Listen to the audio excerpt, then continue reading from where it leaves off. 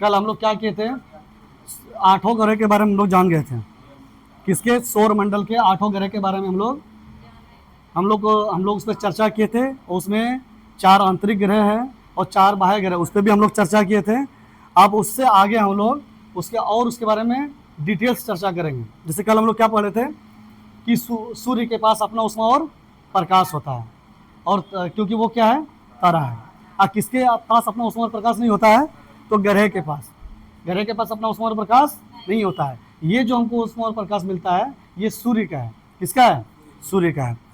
अब आगे देखो, इसमें है सूर्य जो हम लोग पढ़े उसे 8 ग्रह, उपग्रह तथा अन्य खगोलीय पिंडों जैसे क्षुद्र ग्रह एवं उल्कापिंड मिलकर सौर मंडल का निर्माण करते हैं। क्या क्या?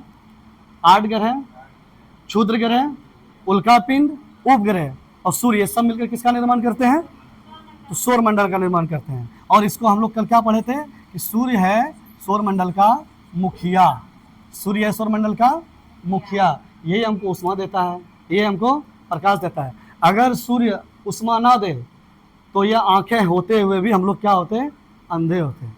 हम जो कुछ भी देख पाते हैं प्रकाश की वजह से ही देख पाते हैं, है ना। अभी जो वो तुम देख पा रही है ना, अगर यहाँ पे प्रकाश ना हो तो आप नहीं देख पाती। अब इसका एक छोटा सा एग्जांपल है कि अचानक जैसे रात में हम कहीं बैठे होते हैं किसी कमरे में, अचानक लाइट चली जाती है, तो आसपास कुछ देख पाते हैं? नहीं देख पाते हैं। क्यों?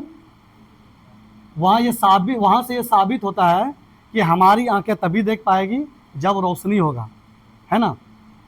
किसी भी चीज़ों को देखते हैं तो वो सब जो परावर्तन होने के बाद वो हमारे आंखों तक जाती है। वो इतना फास्ट होता है, आपको लगता है कि पहले वहाँ पड़ी, जैसे यहाँ पे है तो सबसे पहले वहाँ पे किरण पड़ी, प्रकाश, उसके बाद फिर हम उसको देखे, फिर मेरे रेटिना पर वो प्रतिबिंब बना। पढ़ी हो ना साइंस, कहाँ पर प्रतिबिंब बनता है? रेटिना पर, जो सबसे पीछे आँख पढ़े हो ना, आई उसमें। तो सूर्य, 8 ग्रह, उपग्रह, अन्य खगोलीय पिंड जैसे क्षुद्र ग्रह एवं उल्कापिंड मिलकर सौर मंडल का क्या करते हैं? निर्माण करते हैं, जिसे सौर परिवार कहा जाता है। इस सौर परिवार का मुखिया सूर्य है। इस सौर परिवार का मुखिया कौन है? सूर्य है। अब देखो, जैसे कि हम लोग का भी घर में परिवार है, तो देखो परिवार में माँ, बाप, भाई, बहन सब है ना, लेकिन उसमें भी एक मुखिया होता है कि नहीं? या तो माँ या तो बाप। अगर बाप किसी कारणवश घर से बाहर रहते हैं तो घर का मुखिया का दायित्व कौन निभाती है? तो माँ निभाती है कि नहीं? ऐसे ही सौर परिवार का मुखिया इसमें कौन है? सूर्य है। माँ ही किसको क्या देना है, किसको क्या लेना, मतलब कि माँ ही हमारे परिवार का प्रकाश है कि नहीं? जब माँ इस दुनिया से चली जाती है ना, क्या लगता है कि मेरी दुनिया उजड़ गया, मेरा दुनिया उजड़ गया, अब इस दुनिया में कुछ है नहीं। माँ और बाप जब चला जाता नहीं लगता है? ऐसे ही सूर्य सौर मंडल का सबसे बड़ा सदस्य, सूर्य सौर मंडल का सबसे बड़ा सदस्य है। ये सौर मंडल के केंद्र में स्थित है। ये सौर मंडल के कहाँ पे स्थित है? तो केंद्र में स्थित है। सूर्य का व्यास, इसको याद रखना, ये तो पूछा, सूर्य का व्यास पृथ्वी से लगभग कितना? तो 109 गुना। कितना? 109 गुना क्या है? छोटा है कि बड़ा है? 109 गुना क्या है? ज्यादा है, मतलब बड़ा है। ठीक है। सूर्य का खिंचाव बल सौर मंडल को क्या रखती है? तो बंधे रखता है। सूर्य का खिंचाव बल सौर मंडल को क्या रखती है? यही वजह कि सौर मंडल सूर्य के चारों ओर जो ग्रह घूमती है दीर्घवृत्ताकार में, वही खिंचाव बल के कारण। कौन से बल के कारण? वही खिंचाव बल के कारण जो सूर्य के चारों ओर दीर्घवृत्ताकार पथ में चक्कर लगाती है। कौन चक्कर लगाती है? ग्रह। ये पथ भी पूछा जाता है कि किस पथ में? तो दीर्घवृत्ताकार में। किसमें? तो दीर्घवृत्ताकार पथ में चक्कर लगाती है ग्रह, जो चक्कर लगाती है। कौन सा? दीर्घवृत्ताकार। ये क्वेश्चन भी पूछा गया, प्रीवियस ईयर क्वेश्चन है आपका। कौन सा पथ में? दीर्घवृत्ताकार में। सूर्य सौर मंडल के लिए प्रकाश एवं उष्मा का एकमात्र साधन है। जब अभी थोड़ी देर पहले चर्चा की कि सूर्य ही एकमात्र साधन है किसका? उष्मा और प्रकाश है। उष्मा और प्रकाश का, उष्मा और प्रकाश का एकमात्र साधन कौन है? तो सूर्य है। एकमात्र साधन कौन है? सूर्य है। एकमात्र साधन कौन है? सूर्य। अगर हमसे क्वेश्चन पूछे कि उष्मा और प्रकाश का एकमात्र साधन, तो क्या बताएंगे हम लोग? सूर्य बताएंगे। क्या बताएंगे हम लोग? सूर्य बताएंगे। परंतु पृथ्वी पर हम इसकी अत्यधिक तेज उष्मा को महसूस नहीं करते हैं, क्योंकि सूर्य पृथ्वी के सबसे नजदीक का तारा होने के बावजूद ये हमसे काफी दूर है। सूर्य पृथ्वी से लगभग 15 करोड़ किलोमीटर दूर है। याद रखना, सूर्य पृथ्वी से, सूर्य पृथ्वी से कितना, 15 करोड़ किलोमीटर दूर है। 15 करोड़ किलोमीटर दूर है। कितना करोड़ किलोमीटर? 15 करोड़ किलोमीटर दूर है। कोई दिक्कत? अगर दिक्कत हो तो बोला करो। कल नहीं आई थी क्लास? हुआ था कल? क्या पढ़ी थी कल? तेरे क्लास में क्या पढ़ी थी? ग्रह के बारे में? कितने ग्रह के बारे में पढ़ी थी? कौन सा कुछ याद है? बताओ तो, कौन सा ग्रह के बारे में पढ़ी थी?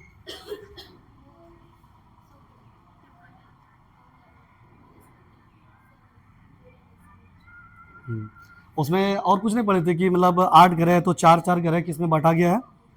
तो किस में बांटा गया है? नहीं पढ़ी थी कि 4 को?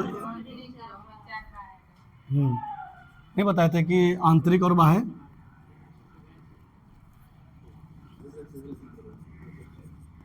आंतरिक ग्रह, तो आंतरिक ग्रह के बारे में बताओ तो।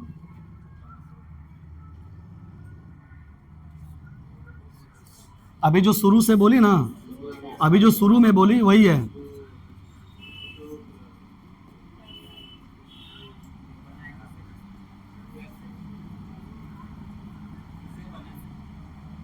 ये ना 4, ये आंतरिक ग्रह है। इसके बाद फिर और 4 जो अभी बताई, जैसे बुध, बृहस्पति, शनि, अरुण, वरुण, जिसको अभी यूरेनस नेपच्यून बोली ना, वही। तो वो क्या है? बाह्य ग्रह है। ठीक है, चलो कोई नहीं, बहुत याद है। और ये भी कल आपको बताए थे सूर्य के बारे में कि सूर्य किसका सबसे शक्तिशाली भंडार है? तो ऊर्जा का। सूर्य ऊर्जा का सबसे शक्तिशाली ऊर्जा। सूर्य किसका भंडार है? सूर्य किसका भंडार है? तो ऊर्जा का शक्तिशाली भंडार है। तो इसमें कौन सा ऊर्जा? तो कल भी हम बताए थे हाइड्रोजन और हीलियम का विशाल भंडार है। किसका? जिस तरह ये विशाल भंडार है ना, तो बाह्य ग्रह भी जो है ना, वो भी हाइड्रोजन और हीलियम, वो भी किससे बना है? गैसों से बना है। तो गैसों में से कौन सी गैस है? हाइड्रोजन और हीलियम, हाइड्रोजन और हीलियम। अब देखो ये फिगर है, कल तो जैसे बताया था ना, ये फिगर, इसको ठीक से देखो। ये एनसीईआरटी का आप लोगों का जो सवाल, ज़्यादातर आप लोगों का सवाल बनता ही एनसीईआरटी से, तो ये देखना है, ये आपको देखना है। ये कौन सा है? ये क्या है? ये मुखिया है। क्या है? ये मुखिया है, सूर्य। और सूर्य के बाद ये जो है, ये क्या है? कौन सा ग्रह है? बुध।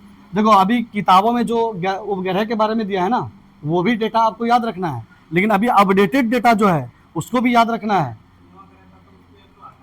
हाँ, वो भी चर्चा करेंगे 2006 में, कि 2006 में वो बौना ग्रह के रूप करा दे दिया, क्योंकि वो ग्रह का जो मतलब कि गुण होता है, ग्रह का जो वो फुलफिल नहीं कर रहा था, वो उसके बारे में भी चर्चा करेंगे अभी। लेकिन ये जो बताया कि इसमें जो उपग्रह के बारे में जो दिया गया है, तो अभी एक अपडेटेड है, एक जो आपके बुक में है, तो दोनों को आपको याद रखना पड़ेगा। ठीक है, तो ये सबसे नज़दीक में क्या है?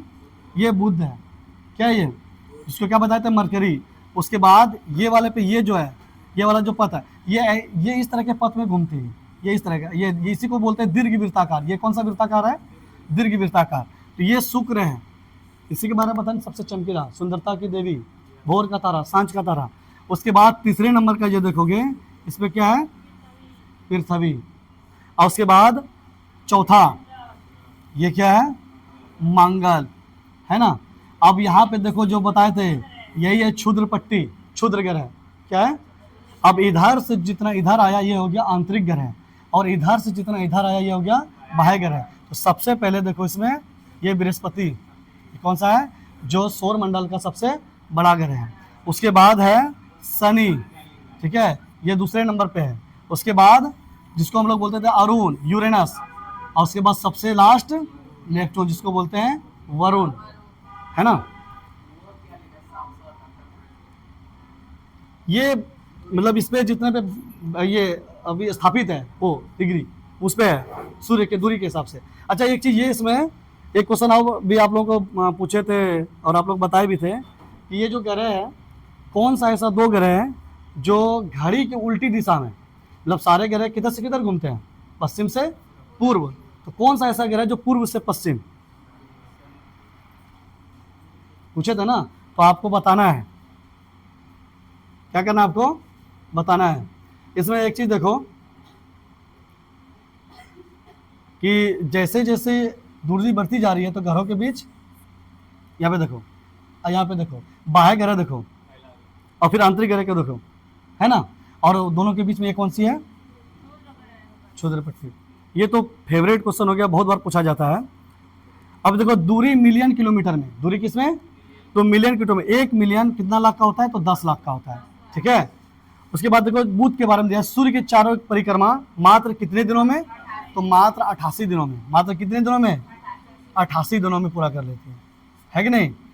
शुक्र कितने दिनों में, तो 255 दिनों में, कितने दिनों में, 255 दिनों में। पृथ्वी कितने दिनों में, 365, लेकिन एग्जैक्ट फिगर इसका क्या है, 365.6, 365, इसका मतलब है 365 दिन और ये 6 घंटे, 365 दिन 6 घंटे। और वही 6 घंटे जब हम 4 साल में जब एक बार लीप ईयर होता है ना, तो इसी 6 को जब 4 बार काउंट करोगे या तो फिर 4 से गुना कर दो, हो जाता है 24, और 24 घंटे बराबर होता है एक दिन। उसके बाद तब 365 में जब एक दिन को हम जोड़ते हैं तो हो जाता है 366, इसी को बोलते हैं लीप ईयर। उस समय क्या होता है, फरवरी 28 के बदले 29 दिनों की हो जाती है, कितने दिनों की, 29 दिनों की हो जाती है, ठीक है। उसके बाद मंगल ग्रह, इसमें जो एक साल होता है, तो जो चक्कर लगाता है सूरज का 687 दिन में, कितना, सूरज का परिक्रमा करने में इसको कितना समय लग जाता है, 687 दिन। सबसे कम 88 दिन में बुध कर लेता है, 255 दिनों में शुक्र कर लेता है, उसके बाद 365 दिनों में हमारी पृथ्वी, उसके बाद 687 दिन में मंगल, ठीक है। उसके बाद बृहस्पति, कितने, 11 साल, 11 महीने, 11 साल, 11 महीने 12 साल अपने अक्ष पर घूरना, ठीक है। और उसके बाद शनि 29 साल 5 महीने, 29 साल 5 महीने अपने अक्ष पर घूर्णन, जो काल इसका होता है ना 10 घंटे 24 मिनट का होता है, इसका होता है 9 घंटा 56 मिनट का। लेकिन हमारी पृथ्वी का जो होता है वो 24 घंटे, मतलब एक दिन का, देखो लिखा हुआ है ना अपने। और इसका एग्जैक्ट फेयर क्या बताए थे, एग्जैक्ट फेयर क्या बताए थे, ये तो लगभग 24 है, सब खा के बैठ गए आप लोग। एक दिन में अपने अक्ष पे घूमने कितना समय लगता है, एक दिन में। इसमें देखो ये शनि को कितना लगता है, 29 साल 5 महीने, लेकिन अपने अक्ष पर 10 घंटे 40 मिनट, अपने अक्ष पर 10 घंटे 40 मिनट। उसके बाद है यूरेनस, यूरेनस इसको लग जाता है 84 साल परिक्रमा करने में, सूर्य का कितना लगता है, 84 साल, और अपने अक्ष पर घूर्णन में 17 घंटे 14 मिनट, 17 घंटे 14 मिनट। और नेपच्यून सूर्य के चारों ओर एक परिक्रमा 164 साल और अपने अक्ष पर 16 घंटे 7 मिनट। तो सबसे कम किसको लगा, तो सबसे कम लगा बुध को, और सबसे ज्यादा किसको लगा, तो लगा नेपच्यून को, मतलब उसको हिंदी में बोल सकते हैं वरुण को, इसको वरुण को लगा 164 साल, और इसको क्या लगा, इस बुध को लगा 88 दिन, है ना। और अपने अक्ष पर क्या, ग्रह जो है अपने अक्ष पे भी घूमती है, सूरज का भी दीर्घ वृत्ताकार में चक्कर लगाते हैं। जब अपने अक्ष पर घूमती है तो क्या होता है, अपने अक्ष पर जब घूमती है तो क्या होता है, दिन और रात। जब अपने अक्ष पे घूमती, अपने अक्ष पे जब घूमती तो क्या होता है, दिन और रात, है ना। कहीं रात होता है तो कहीं दिन होता है अपने अक्ष पर जब घूमती है। नहीं बताए थे कि सूरज के प्रकाश जिस पृथ्वी के जिस हिस्से पर पड़ेगा वह दिन होगा, और जिस हिस्से पर नहीं पड़ेगा, और जैसे अभी ये रोशनी जल रही है, हम इसके सीध में खड़े हैं, यहाँ पे पड़ रहे हैं, तो इधर क्या होगा अभी, और मेरे पीछे साइड दिन है, अभी रोशनी है नहीं।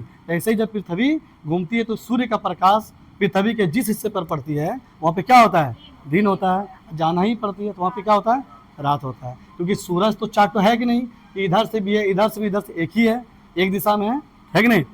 ये हो गया यहाँ पे। अब ये कि आंतरिक ग्रह सूर्य के बहुत नजदीक, और ये बने किससे हैं, जो कल भी हम लोग चर्चा किए थे, तो चट्टानों से बने हैं। और बाह्य ग्रह सूर्य से बहुत दूर और बहुत बड़े आकार के होते हैं, ये बने किससे हैं, गैस और तरल पदार्थ से, गैस और तरल पदार्थ से, गैस और तरल पदार्थ से, कोई दिक्कत? क्या बिलाल कुछ बोल रहा है? बिलाल कुछ बोल रहा है? हाँ, बिलाल कुछ बोल रहा है?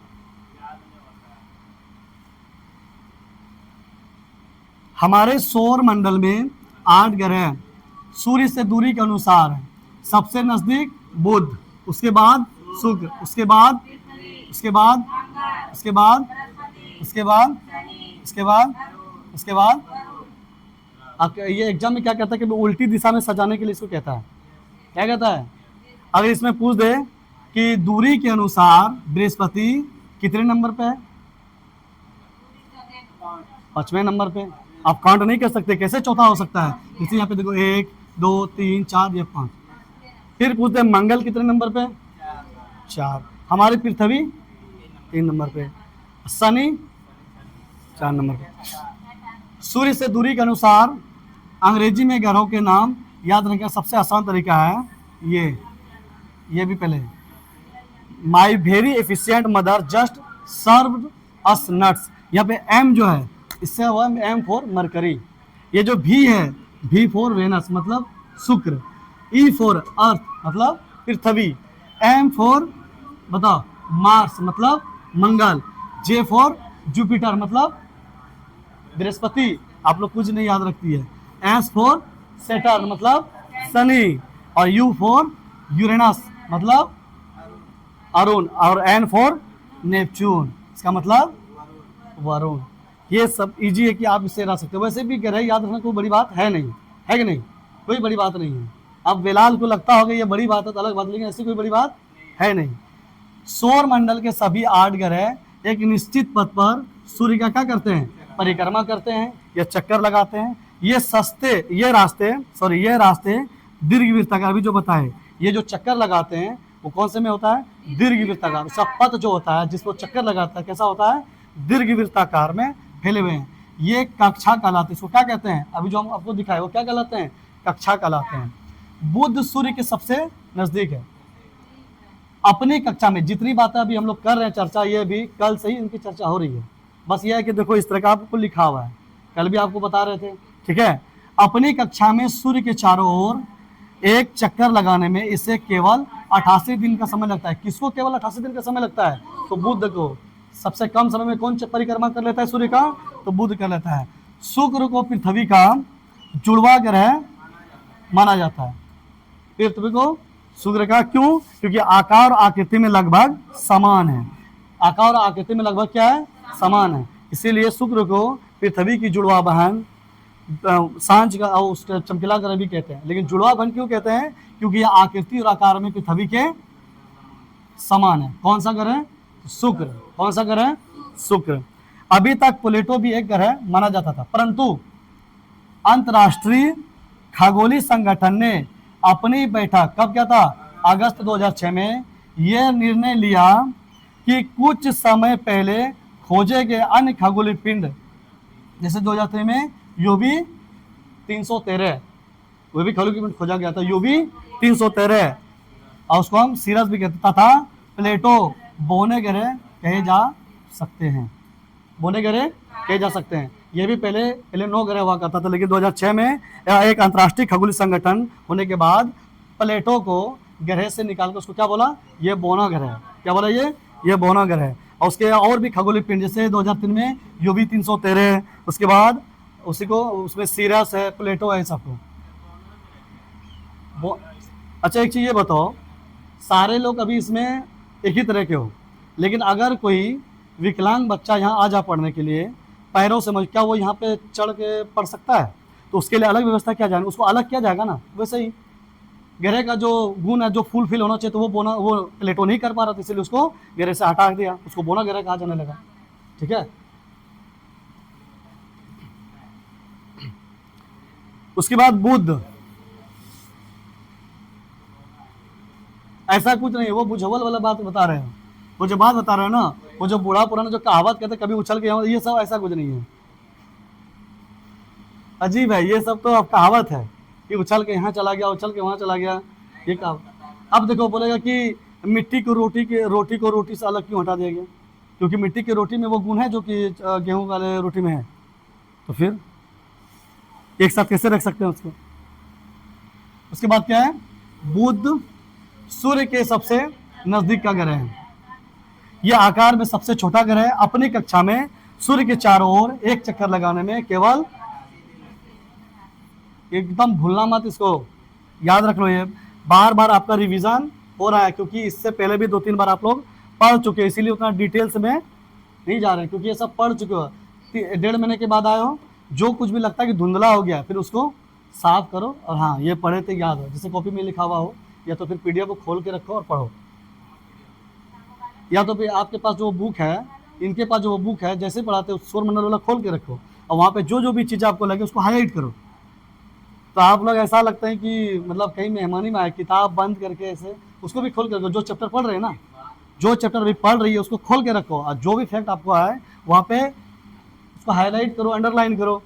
उसके बाद है शुक्र। उसके बाद कौन सा ग्रह है? शुक्र। सूर्य से दूरी के अनुसार ये दूसरा ग्रह है। सूर्य से दूरी के अनुसार ये दूसरा ग्रह है। यह आकार की दृष्टि में 6वें नंबर पे है। किसमें, कितने नंबर पे है? और कल भी बताए थे कि बुध और शुक्र के पास कोई उपग्रह नहीं है। बुध और शुक्र के पास कोई उपग्रह नहीं है। ये दृष्टि में 6वां स्थान है। और शुक्र को पृथ्वी का जुड़वा ग्रह माना जाता है क्योंकि यह आकार और आकृति में किसके समान है? तो पृथ्वी के समान है। यह ग्रह सूर्योदय के पहले एवं सूर्यास्त के पश्चात देखा जा सकता है, इसीलिए इसको भोर का तारा और सांझ का तारा कहते हैं। मतलब सुबह का तारा मॉर्निंग स्टार एवं शाम का तारा इवनिंग स्टार भी कहा जाता है। नहीं, अभी तो बोले कि बुध और शुक्र का कोई उपग्रह नहीं। अभी तो 2 बार बोले कि बुध और शुक्र के पास कोई उपग्रह नहीं है। ध्यान किधर है? ना अभी बताए और कल भी बताए थे। मंगल ग्रह को लाल ग्रह भी कहते हैं। यह ग्रह पृथ्वी का लगभग आधा है। मंगल ग्रह पृथ्वी का लगभग आधा है। और यह भी याद रखो लाल ग्रह क्यों कहते हैं? तो Fe2O3 के कारण, आयरन ऑक्साइड के कारण ही उसको लाल ग्रह कहते हैं। वहाँ की मिट्टी लाल है, ठीक है। मंगल ग्रह को लाल ग्रह भी कहते हैं। यह ग्रह पृथ्वी का लगभग कितना है? आधा है। मंगल सूर्य से दूरी के अनुसार चौथा ग्रह। दूरी में कितने नंबर पर है? ये 4थे नंबर पर। आकार में पृथ्वी का आधा है। पृथ्वी की तरह मंगल भी एक स्थलीय धरातल वाला ग्रह है। पृथ्वी की तरह मंगल भी क्या है? स्थलीय धरातल वाला ग्रह है। अपनी भौगोलिक विशेषताओं के अलावा मंगल ग्रह का घूर्णन और मौसमी चक्र किसके समान है? तो पृथ्वी के समान है। किसके समान है? पृथ्वी के समान। तो ये क्वेश्चन आपका बन सकता है कि कौन सा ऐसा ग्रह है जिसका घूर्णन काल और मौसमी चक्र किसके समान है? तो पृथ्वी के समान। या ये बोल सकता है कि मंगल ग्रह का घूर्णन काल और मौसमी चक्र किस ग्रह के समान है? तो पृथ्वी के समान है। किस ग्रह के समान है? पृथ्वी के समान है। किस ग्रह के समान है? हाँ, पृथ्वी के समान है। आज पूरा हो जाएगा। शनि ग्रह के 7 मुख्य छल्ले। शनि के कितने? कल तो बताए थे कितने छल्ले हैं? 7 मुख्य छल्ले हैं। लेकिन मुख्य के अलावा भी अगर देखोगे तो छोटे छोटे बहुत छल्ले हैं, मतलब उसको हजारों छल्ले कह सकते हैं। उसके बाद अब मंगल के बाद 5वां ग्रह कौन सा आएगा? तो 5वें नंबर पे आएगा बृहस्पति, जिसको क्या कहते हैं इंग्लिश में? जुपिटर। तो ये सौर मंडल का सबसे बड़ा ग्रह है। ये सौर मंडल का सबसे बड़ा ग्रह है। सूर्य से दूरी के अनुसार यह 5वां ग्रह है। सारे ग्रहों की अपेक्षा बृहस्पति के सबसे अधिक उपग्रह है। बृहस्पति के सबसे अधिक उपग्रह, इसकी संख्या कितना है? 67। ये तो आपका जो NCERT के बुक में है उसके अनुसार तो बृहस्पति का कितना है? 67। बृहस्पति का कितना उपग्रह है? 67। बृहस्पति का कितना उपग्रह है? 67। लेकिन अभी हालिया देखोगे तो बृहस्पति का 95 हो गया है। बृहस्पति का कितना हो गया है? हाँ, बृहस्पति का कितना हो गया है? 95। बृहस्पति का कितना हो गया है? 95। और शनि का कितना हो गया है? 146।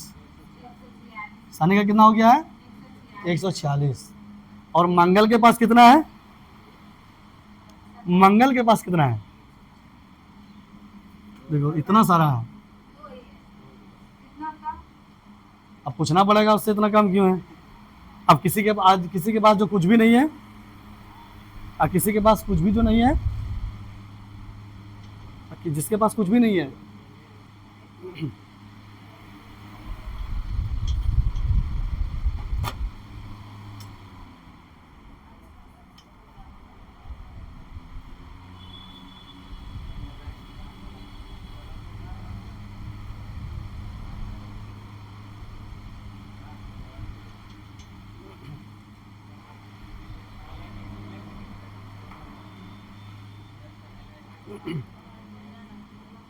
हो गया, याद रखना, ये डेटा याद रखना। अभी आपके बुक के अनुसार कितना है 67, और वर्तमान में बृहस्पति पर कितना है 95, वर्तमान में कितना है 95।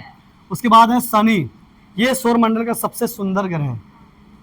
शनि सौरमंडल का सबसे सुंदर ग्रह, इसके चारों ओर क्या है, इसके चारों ओर चमकीले छल्ले हैं। सूर्य से दूरी के अनुसार ये कितने नंबर पे है, छठे नंबर पे है। ये सौरमंडल में बृहस्पति के बाद सबसे बड़ा ग्रह है, और शनि के पास कितना 62 उपग्रह, लेकिन अभी वर्तमान में इसके पास कितना है 146, मतलब 146 उपग्रह है। इसके पास कितना चंद्रमा है 146 चंद्रमा है, जिसमें टाइटन सबसे बड़ा है, ये याद रखना। जिसमें टाइटन, शनि का जो सबसे बड़ा है कौन सा उपग्रह है, तो टाइटन। शनि का सबसे बड़ा उपग्रह कौन सा है, तो टाइटन। उसके बाद यूरेनस, उसके बाद यूरेनस, यूरेनस के बारे में पढ़ेंगे हम लोग। अब 2 ही बचा है। यूरेनस के सभी चारों ओर छल्ला है। सूर्य से दूरी के अनुसार 7वां ग्रह है। सूर्य से दूरी के अनुसार आकार की दृष्टि से तीसरा सबसे बड़ा ग्रह है। और इसके पास कितना है, इसके पास 27 है। इसके पास कितना है 27 उपग्रह है। इसके पास कितना है 27। और पृथ्वी के पास कितना है मात्र 1 चंद्रमा। उसके बाद सबसे लास्ट में है नेपच्यून। ये आकार और बनावट में यूरेनस के समान है, और आकार की दृष्टि से ये चौथा सबसे बड़ा ग्रह है, और इसके पास है 14 उपग्रह। कितना इसके पास है 14 उपग्रह। ठीक है, डेटा उलट पुलट तो नहीं हो गया, हाँ डेटा उलट पुलट तो नहीं हो गया ना, ऐसा तो नहीं हो गया 27 14 14 27। तो ऐसे ऐसे मोबाइल में ढूंढ रहे हो, उसमें 27 है नहीं, इसमें है नहीं है, तब किसमें मिलेगा, कहाँ मिलेगा वही महाराज, ये याद रखना। वैसे तो और हमारे सौरमंडल का सबसे अधिक ऊंचा पर्वत जो कल भी बताए थे वो है ओलंपस मॉन्स, जो कौन से ग्रह पे है, तो वो मंगल ग्रह पर है। कौन से ग्रह पर है, तो मंगल ग्रह पर है। कौन से ग्रह पर है, हमारे सौरमंडल का सबसे अधिक ऊंचा पर्वत ओलंपस मॉन्स है, जो मंगल ग्रह पर अवस्थित है। क्या पर अवस्थित है, अवस्थित। पूछ देगा कि ओलंपस मॉन कौन से ग्रह पर अवस्थित है, क्या बताएंगे, मंगल ग्रह पर। ओलंपस मॉन्स कौन से ग्रह पर, मंगल ग्रह पर, है ना, याद रखना। ये सौरमंडल का सबसे ऊंचा पर्वत है, सौरमंडल का सबसे ऊंचा पर्वत है। और ऐसे पूछे पृथ्वी का सबसे ऊंचा पर्वत, पृथ्वी का सबसे ऊंचा पर्वत,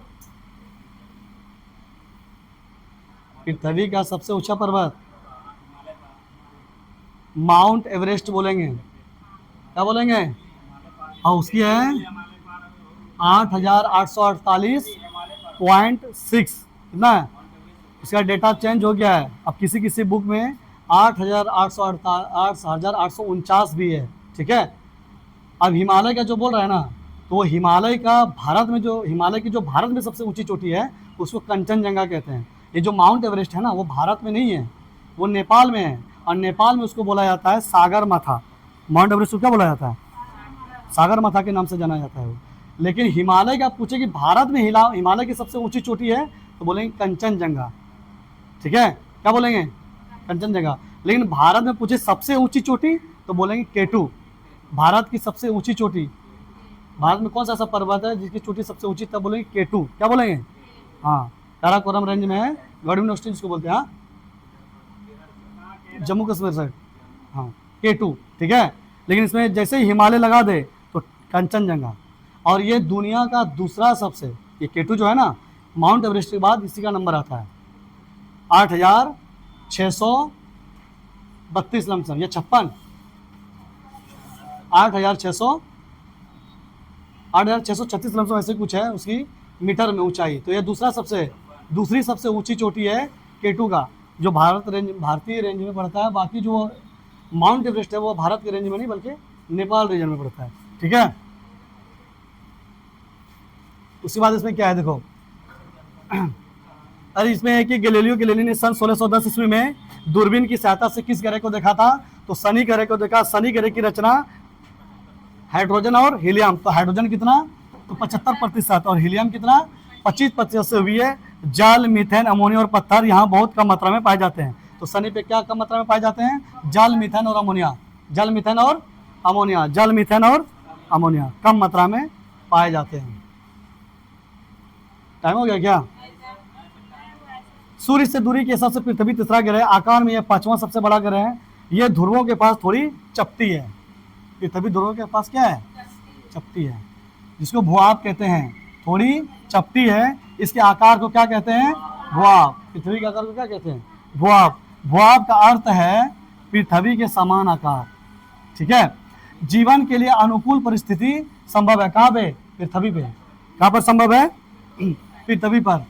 केवल पृथ्वी पर ही जीवन पाई जाती है। पृथ्वी ना तो अधिक गर्म है और ना ही अधिक ठंडी। यहाँ पानी एवं वायु उपस्थित है, जो हमारे जीवन के लिए आवश्यक है। वायु में जीवन के लिए आवश्यक गैस है, जैसे ऑक्सीजन मौजूद है। इन्हीं कारणों से पृथ्वी सौरमंडल का सबसे अद्भुत ग्रह है। पृथ्वी सौरमंडल का सबसे अद्भुत ग्रह क्यों है? क्योंकि यही एकलौता ग्रह है जहाँ पर क्या है? जीवन है। यह एकलौता ग्रह जहाँ पे क्या है? और जीवन के लिए सबसे इम्पोर्टेंट क्या है? ऑक्सीजन मौजूद है। क्या मौजूद है? ऑक्सीजन मौजूद है। अंतरिक्ष से देखने पर पृथ्वी नीले रंग की दिखाई पड़ती है, क्योंकि इनकी 2/3 सतह पानी से ढकी हुई है, इसलिए इसे नीला ग्रह कहा जाता है। ठीक है। अब पृथ्वी का एकलौता एक उपग्रह है। पृथ्वी का एकलौता एक उपग्रह है चंद्रमा। क्या नाम है उसका? चंद्रमा। हमारी पृथ्वी के पास केवल एक उपग्रह है, चंद्रमा। इसका व्यास पृथ्वी के व्यास का केवल 1/4 है। कितना है? 1/4। चौथा में 1, 4 में से 1, जैसे 1/4। ठीक है ना। ये इतना बड़ा इसलिए प्रतीत होता है क्योंकि ये हमारे ग्रह से अन्य खगोलीय पिंडों की अपेक्षा नजदीक है। ये हमसे लगभग 3,84,400, और कहीं कहीं ये डेटा 3,84,000 भी लिखा हुआ रहेगा। कहीं कहीं ये डेटा सिर्फ यही लिखा हुआ रहेगा 3,84,000, लेकिन एनसीईआरटी का डेटा कहता है 3,84,400। 3,84,400 किलोमीटर। क्या है? किलोमीटर दूरी। किसकी? पृथ्वी से चंद्रमा की दूरी। ये हमसे लगभग कितना? 3,84,400। और ये भी लिखा हुआ कहीं, अगर एग्जाम में 3,84,000 पूछ दे तो इसी को टिक करेंगे, लेकिन हम ढूंढेंगे 400 क्यों नहीं। हाँ, अगर ये ना रहे, हाँ इसको करना है। अगर ये ऑप्शन में ना रहे तो 3,84,000 वाले को करना है। ठीक है। अब आप पृथ्वी से सूर्य एवं चंद्रमा की दूरी की तुलना कर सकते हैं। कितना? 3,84,400। फिर भी रात में देखते कितना बड़ा दिखाई देता है चंद्रमा। क्या दिखता है? बहुत बड़ा, क्योंकि सूर्य से पृथ्वी की दूरी 15 करोड़ किलोमीटर है ना। और ये अंतर है ना। तो चंद्रमा पृथ्वी का चक्कर कितने दिन में? 27 दिन में पूरा करता है, और लगभग इतने ही समय में अपने अक्ष पर भी घूम जाती है। मतलब चंद्रमा इतने ही समय में अपने अक्ष पर भी घूम जाती है और पृथ्वी का भी चक्कर लगा लेती है। इसके परिणाम स्वरूप पृथ्वी से हमें चंद्रमा का केवल एक ही भाग दिखाई देता है। चंद्रमा का केवल एक भाग दिखाई देता है। क्यों दिखाई देता है एक भाग? क्योंकि 27 दिनों में वो पृथ्वी का भी परिक्रमा कर लेता है और 27 दिन में अपने अक्ष पर भी एक चक्कर पूरा करता है। इसके परिणाम स्वरूप पृथ्वी से हम चंद्रमा का केवल एक ही भाग देख सकते हैं। चंद्रमा की परिस्थिति जीवन के लिए अनुकूल नहीं है। यहाँ ना पानी और ना वायु है। इसकी सतह पर पर्वत, मैदान एवं गड्ढे हैं। चंद्रमा की सतह पर छाया बनाते हैं। पूर्णिमा के दिन चंद्रमा पर इनकी छाया देखा जा सकता है। यहाँ पे क्या नहीं है? ना पानी है, ना वायुमंडल है, तो वहाँ पे जिंदगी संभव है? नहीं है। रिसर्च जारी है, लेकिन संभव अभी नहीं हो सका है। समझ लो कि वहाँ अगर हम बेलाल को कितनों भी आवाज़ देंगे वो सुन ही नहीं पाएगा, क्योंकि वहाँ पे वायुमंडल नहीं है। अगर वो कुछ अभी सुन पा रहा है तो वायुमंडल में क्योंकि ये जो वायुमंडल में तैर रहा है जो ना गैस है, हम जब बोलते हैं वो तरंग की तरह तैरते हुए उसके कोनों तक पहुँच जाती है। लेकिन वही अगर चंद्रमा पे बोलेंगे तो सुन ही नहीं पाएगा वो, क्योंकि वहाँ पे क्या नहीं है? वायुमंडल नहीं है वहाँ पे। तो फिर वहाँ पे झंडा लहराते हुए प्रतीत कैसे होता है? फिर उसका डिजाइन ऐसे किया जाता है बनाता। हाँ, वहाँ वायु है। अगर कोई निशान अगर छोड़ के आएंगे तो वैसा ही क़यामत तक रह जाएगा वो निशान। वहाँ पे वायु नहीं है, कोई सामान यहाँ से वहाँ नहीं हो सकता। ठीक है,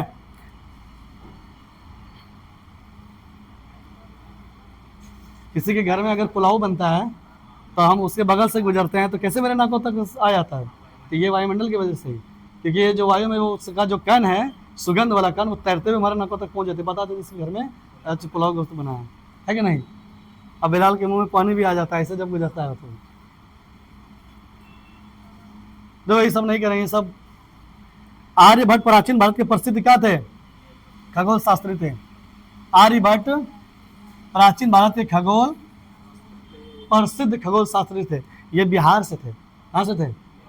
बिहार से थे। कहाँ से थे? और क्या बोल रहे हो?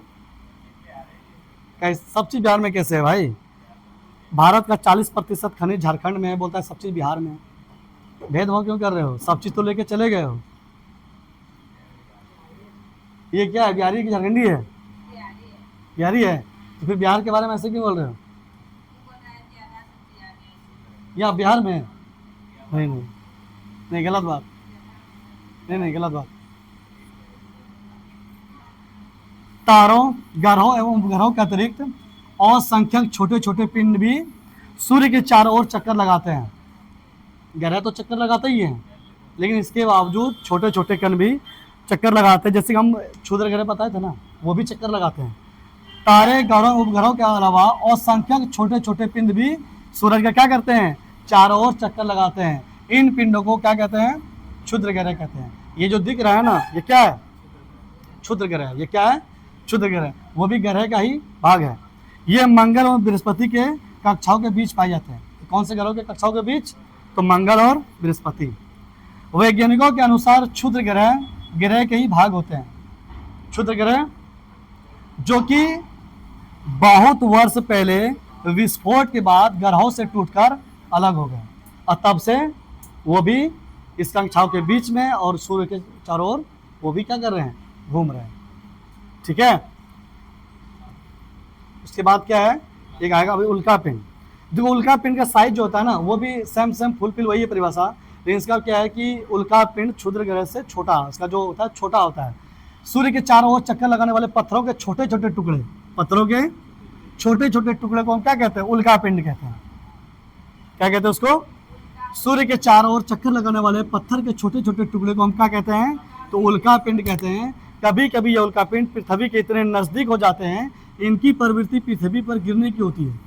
क्या होती है? इस प्रक्रिया के दौरान वायु के साथ घर्षण होने के कारण ये गर्म होकर जल जाते हैं और फलस्वरूप चमकदार प्रकाश उत्पन्न होता है। और कभी कभी कोई उल्का पूरी तरह जले बिना पृथ्वी पर गिरती है, जिसे धरातल पर क्या हो जाते हैं? गड्ढे हो जाते हैं। जैसे हम रात में देखते हैं कि अचानक से एकदम बिल्कुल रोशनी होते हुए हम लोग क्या कहते हैं? इस शैतान को मार रहा है तोड़ के, है ना? तो यही उल्का पिंड है जो किसके इतने नजदीक हो जाते हैं कि इनकी प्रवृत्ति पृथ्वी पर गिरने की होती है। इस प्रक्रिया के दौरान वायु के साथ घर्षण, किसके साथ इसका घर्षण? जब वायु के साथ इसका घर्षण होता है तो क्या होता है? वो जल जाता है। जलने के बाद एक चमकदार प्रकाश उत्पन्न होता है ना। और उसी जब कोई कभी कभी वो गिर भी जाता है, कभी कभी वो क्या होता है? बिना जले पृथ्वी पर गिर भी जाते हैं, जिससे धरातल पर जब गिरेगी उतना दूर से तो क्या गड्ढे नहीं हो जाएंगे? हाँ, उतने फोर्स के साथ गिरेंगे तो गड्ढे हो जाएंगे। क्या आपने तारों वाले खुले आकाश में एक और दूसरी ओर तक फैली चौड़ी सफेद पट्टी की तरह एक चमकदार रास्ते को देखा है? यहाँ पे जो है ये लाखों तारों का समूह है, और लाखों तारों के समूह को हम लोग क्या कहते हैं? आकाशगंगा। लाखों तारों के समूह को क्या कहते हैं हम लोग? आकाशगंगा कहते हैं। और हम लोग कल जो एक क्वेश्चन पूछे थे कि सूर्य आकाशगंगा का ही परिक्रमा करता है। इसका परिक्रमा करता है जो उसको लगभग 25 करोड़ वर्ष लग जाते हैं। कितने वर्ष लग जाते हैं? 25 करोड़ वर्ष। तो लाखों, ये क्या होता है कि लाखों तारों के समूह को क्या कहते हैं? आकाशगंगा कहते हैं। लाखों तारों के समूह क्या कहते हैं? आकाशगंगा कहते हैं। और इंग्लिश में उसको मिल्की वे क्या कहते हैं? हमारा सौर मंडल इस आकाशगंगा का एक भाग है। प्राचीन भारत में इसकी कल्पना आकाश में प्रकाश की एक बहती नदी के रूप में की गई थी। क्या होता है? आकाश में प्रकाश की एक बहती नदी से की गई थी, इसलिए इसको क्या बोलते हैं? आकाशगंगा कहते हैं। इसी का नाम इसका क्या पड़ गया? आकाशगंगा पड़ गया। आकाशगंगा करोड़ों तारों, बादलों तथा गैसों की एक प्रणाली है। क्या है? करोड़ों तारों, बादलों तथा गैसों की एक प्रणाली है। इस प्रकार कि लाखों आकाशगंगाएं मिलकर, एक तो क्या बोले, लाखों तारों के समूह को क्या कहते हैं, आकाशगंगा। और इस तरह कहता है कि लाखों आकाशगंगाएं मिलकर ब्रह्मांड का निर्माण करती है। इसका निर्माण करती है, ब्रह्मांड का निर्माण करती है। अब ब्रह्मांड की विशालता की कल्पना करना अत्यधिक कठिन है, इसका बोल सकते हैं कल्पना करना असंभव सा ही है, समझ लो। वैज्ञानिक अभी भी इसके बारे में अधिक से अधिक जानकारी एकत्र करने में जुटे हैं। इसके आकार के संबंध में हमें कोई जानकारी नहीं है, ब्रह्मांड के आकार के बारे में हमें कोई जानकारी नहीं है, लेकिन फिर भी हम जानते हैं कि हम सभी इसी ब्रह्मांड का हिस्सा है। मेरा सौर मंडल भी इसी ब्रह्मांड का हिस्सा है, हमारी पृथ्वी भी इसी ब्रह्मांड का हिस्सा है। ठीक है, हम लोग बता सकते हैं कि हमारा क्षेत्रफल कितना, लेकिन हम ब्रह्मांड का क्षेत्रफल नहीं बता सकते, इसकी कोई जानकारी नहीं है। इसके बारे में कल्पना करना भी बहुत कठिन है, इसके बारे में कल्पना करना भी बहुत कठिन है। ठीक है,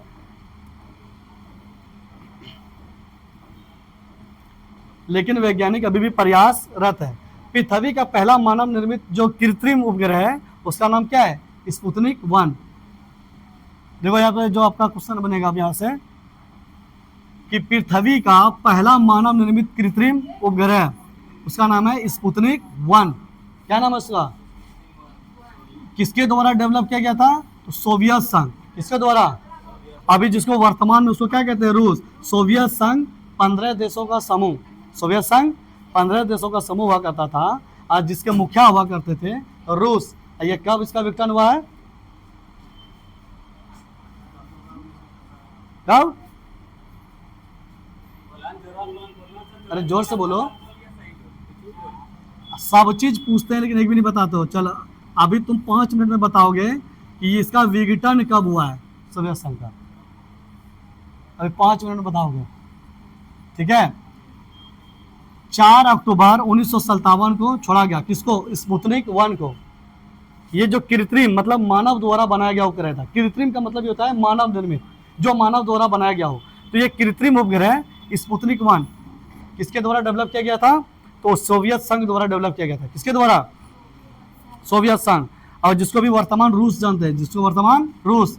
और 4 अक्टूबर 1957 उसको छोड़ा गया। इस कृत्रिम उपग्रह को कब छोड़ा गया है, 4 अक्टूबर 1957 को। इसको कब छोड़ा गया है, 4 अक्टूबर 1957 को छोड़ा गया है, याद रहेगा ना।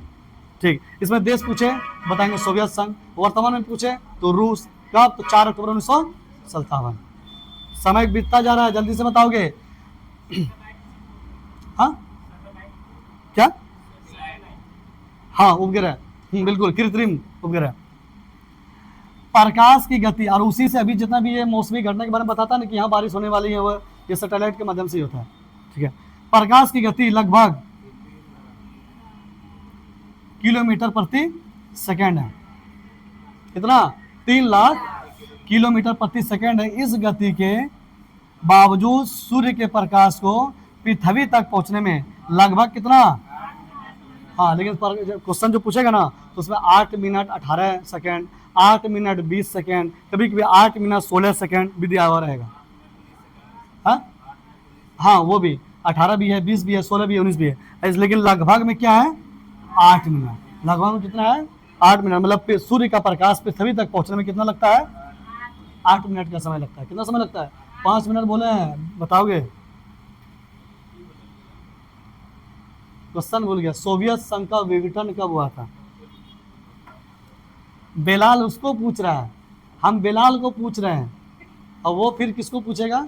अब देखो, नील आर्मस्ट्रांग पहले व्यक्ति थे, सबसे पहले चंद्रमा पर कदम किसने रखा था, हाँ नील आर्मस्ट्रांग पहले व्यक्ति थे जिन्होंने 29 जुलाई 1969 को, कब, 29 जुलाई 1969 को, हाँ 29 जुलाई 1969 को सबसे पहले चंद्रमा की सतह पर कदम रखा। मालूम करो कि क्या कोई भारतीय चंद्रमा पर गया है, कोई बता सकता चंद्रमा पर कोई भारतीय गया है, अभी तक तो नहीं गया है, अभी तक चंद्रमा पर कोई भारतीय नहीं गया है। क्या है कोई, यहाँ पे अंतरिक्ष यान गया है, जैसे कि चांद्रयान 3 गया था चंद्रमा पे, लेकिन कोई इंसान नहीं गया। सबसे पहले व्यक्ति कौन थे, तो नील आर्मस्ट्रांग थे, 29 जुलाई 1969। अरे ये 20 जैसे 20 भी लिखा हो रहेगा, 20 जुलाई 29 जुलाई, एनसीईआरटी में 29 जुलाई हाथ दुनिया वाला अपडेटर जो है उसमें 20 भी है और ये 29 भी है, दोनों याद रख लो। अपडेटेड मैंने 20 है 1969 में। बताओ जल्दी बताओ जो पूछे है। कौन बताया? अब पूछे बिलाल को थे। अंतरिक्ष में उपस्थित कुछ भारतीय उपग्रह, इसको तो याद रखोगे। अंतरिक्ष में उपस्थित कुछ भारतीय उपग्रह, ये भारतीय उपग्रह, इसको भी हम कृत्रिम उपग्रह ही बोलेंगे, ठीक है। इनसेट, IRS, एडूसेट, ETC, ये सब क्या है? भारतीय उपग्रह है। ये सब क्या है? भारतीय उपग्रह। अंतरिक्ष में उपस्थित कुछ भारतीय उपग्रह, इनसेट, IRS और एडूसेट, ये तीनों क्या है? भारतीय उपग्रह। ये तीनों क्या है? भारतीय उपग्रह। अब हो गया आप लोगों का समाप्त। ये चौथी बार आप लोगों का हुआ, इसलिए थोड़ा सा कम डिटेल्स में गए। अब इससे रिलेटेड जो भी प्रश्न बनेगा, जो भी क्वेश्चन बनेगा, कल के क्लास में अगर मेरा क्लास रहा तो कल इसका इससे मतलब चैप्टर वाइज जो MCQ है, इससे जितने बनने वाले क्वेश्चन होंगे आपको करा दिए जाएंगे कल, ठीक है। और अभी इसका हम भेज देते हैं, एक कुछ एक्स्ट्रा PDF भी भेज देंगे। इसको ऑफ कर दो इसको।